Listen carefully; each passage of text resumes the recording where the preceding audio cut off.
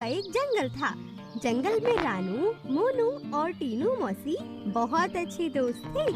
एक दिन तीनों साथ मिलके खाना ढूंढने के लिए जंगल में जा रहे थे। तभी अचानक से तेज बारिश शुरू हो जाती है। अरे यार, ये बारिश कहाँ से आ गई? अभी तो हमने खाना भी नहीं ढूंढा। इतनी तेज बारिश में भला अनाज कहाँ से लेकर आएंगे हम? सही कहा मोनू, इतनी तेज बारिश में जाएंगे तो पूरा भीग जाएंगे और ठंड लगेगी सो अलग। हम एक काम करते हैं कि बारिश रुकने का इंतजार करते हैं और जैसे ही बारिश रुक जाएगी हम लोग अनाज लेकर वापस चले जाएंगे। सभी पक्षी बहुत देर तक बारिश रुकने का इंतजार करते रहते हैं, लेकिन बारिश रुकने की बजाय और तेज हो जाती है। अरे, ये बारिश तो रुकने का नाम ही नहीं ले रही। अब हम लोग और ज्यादा यहाँ पर नहीं रुक सकते। बिल्कुल सही कहा तुमने। बहुत देर हो गई है और अब हमें घर वापस जाना चाहिए। घर पर अंडे भी अकेले हैं। देखो, तुम लोगों को जाना है तो जाओ, मैं नहीं आने वाली। मुझे बारिश में नहीं भीगना, मैं तो अनाज लेकर ही लौटूंगी। इतना सुनकर रानू और मोनू बेमन ही सही तेज बारिश में वापस अपने घर की ओर आने लगती हैं। वहीं तीनों मौसी उसी पेड़ पर बैठकर इंतजार कर रही होती हैं। दोनों कितनी ही डरपोक हैं, जरा सी बारिश से डर गईं। चलो, अब मैं आस-पास देखती हूँ, कुछ अनाज या फल मिल जाए तो मजा आ जाए।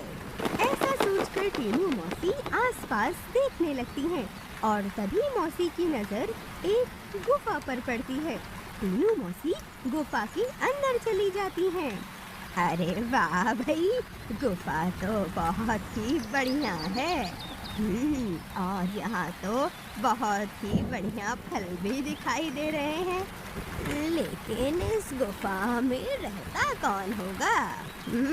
उत्सुकता पूर्वक तीनों मौसी अंदर जाकर जांच पड़ताल करने लगती हैं। गुफा में तो कोई नहीं दिख रहा, लगता है यहाँ कोई नहीं रहता। मुझे क्या, मुझे तो जोरों की भूख लगी है।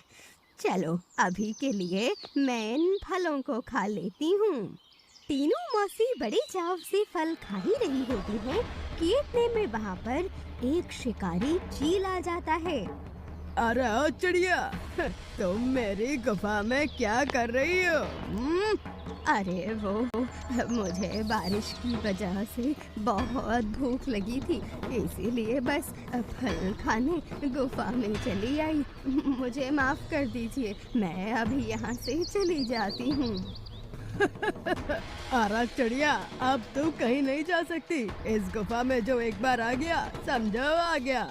अब अगर तू कहीं जाएगी तो सीधा मेरे पेट में। अभी के लिए तो मुझे ज्यादा भूख नहीं है। एक काम करता हूँ, तुझे पिंजरे में बंद कर देता हूँ और बाद में चाव से खाऊंगा। ऐसा बोलते ही दुष्ट चील मौसी पर हमला कर देता है और उन्हें पकड़कर पिंजरे में डाल देता है। वहीं दूसरी ओर सभी पक्षी रानू के घर पर तीनों मौसी का इंतजार कर रहे थे। अरे, अभी तो बहुत देर हो गई, लेकिन तीनों मौसी अभी तक घर क्यों नहीं लौटी? पता नहीं इतना समय तीनों मौसी को क्यों लग गया। अब तक तो उन्हें आ ही जाना चाहिए था। ओहो, तुम लोग टेंशन मत लो। हो सकता है तीनों मौसी खाना ढूंढते ढूंढते कहीं दूर चली गई होंगी, इसीलिए इतना समय लग रहा है। बस। सभी पक्षी बेसब्री से इंतजार करते करते थक जाते हैं और अपने अपने घर चले जाते हैं। दूसरे दिन सुबह बारिश रुक जाती है। सभी पक्षी वापस से रानू के घर पर आ जाते हैं। अरे, अब तो बारिश भी रुक गई, लेकिन अभी तक तीनू मौसी वापस क्यों नहीं आई भला? क्या हुआ होगा? अरे, मुझे तो लगता है कि वो जरूर किसी मुसीबत में पड़ गई होंगी। बिल्कुल सही कह रहे हो कालू भैया, हमें तीनू मौसी की मदद करनी चाहिए। चलो, चलकर जंगल में देखते हैं और टीनू मौसी को ढूंढ कर लाते हैं। सभी पक्षी जंगल में जाते हैं और उसी पेड़ पर वापस आ जाते हैं जहाँ पे कल रानू और मोनू ने टीनू मौसी को छोड़ा था। अरे कल तो हम सब लोग यहीं पर बैठे थे ना, लेकिन ना जाने टीनू मौसी यहाँ से कहाँ गई होंगी। हम एक काम करते हैं, सब लोग अलग अलग हो जाते हैं जिससे टीनू मौसी को ढूंढने में आसानी हो। मोनू तुम गुफा की उस साइड में जाओ और मैं और कालू भैया दूसरी ओर जाते हैं। दोपहर में हम सब यहीं आकर इसी पेड़ पर मिलेंगे। अब ठीक? रानू ने जैसा बोला था वैसे ही सभी पक्षी अलग अलग होकर टीनू मौसी को ढूंढने में लग जाते हैं। मोनू गुफा की ओर जाने लगती है और जैसे ही गुफा के पास पहुंचती है तो देखती है, अरे वाह, यहाँ पर तो कितने सारे फल हैं। चलो पहले कुछ फल खा लेती हूँ। मोनू फल खाते खाते गुफा में चली जाती है और जैसे ही गुफा के अंदर पहुँचती है तो चील उसे देख लेता है और उसे भी पकड़कर पिंजरे में डाल देता है। वहीं अब दोपहर हो जाती है। रानू और कालू उसी पेड़ पर वापस आ जाते हैं, लेकिन बहुत इंतजार के बाद भी मोनू वहाँ पर नहीं लौटती। अरे बहुत देर हो गई, लेकिन मोनू अभी तक क्यों नहीं लौटी? कहीं वो भी टीनू मौसी की तरह किसी मुसीबत में तो नहीं पड़ गई? मुझे भी यही लग रहा है। वो तो गुफा की ओर गई थी। जरूर उसी गुफा में कुछ गड़बड़ है। चलो चलकर वहीं देखते हैं। कालू कौवा और रानू गुफा की साइड पर आ जाते हैं। रानू और कालू कौवा आसपास देखने लगते हैं। तभी रानू की नजर फल पर पड़ती है। अरे कालू भैया, देखो ना, यहाँ पर किसी ने फल खाकर रखे हुए हैं। जरूर मोनू ही होगी। मुझे तो इसी गुफा में कुछ गड़बड़ लग रही है। हम लोग एक काम करते हैं, चुपके से इस गुफा में जाकर देखते हैं, आखिर इस गुफा में ऐसा है क्या। रानू और कालू कौवा चुपके से गुफा के अंदर चले जाते हैं। अंदर जाकर देखते हैं तो मीनू मौसी और मोनू एक पिंजरे में बंद होते हैं और चील वहाँ पर आराम से टांगे पसार कर सो रहा था। अरे भगवान, ये चील है जिसने सारा काम खराब किया है। इसने तो दोनों को पकड़ रखा है। अब हम क्या करेंगे? भला हम दोनों को कैसे बचाएंगे?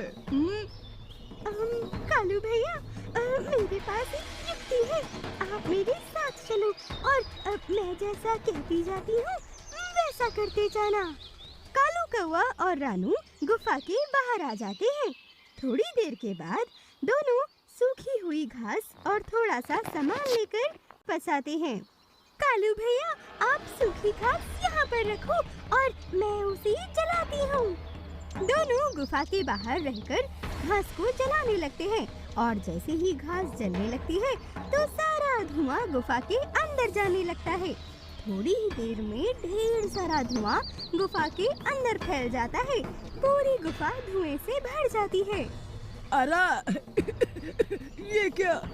इतना सारा धुआं कहाँ से आ गया? मैं कुछ देख भी क्यों नहीं पा रहा हूँ और सांस भी नहीं ले पा रहा। अरे मुझे तो जल्दी से बाहर जाना होगा।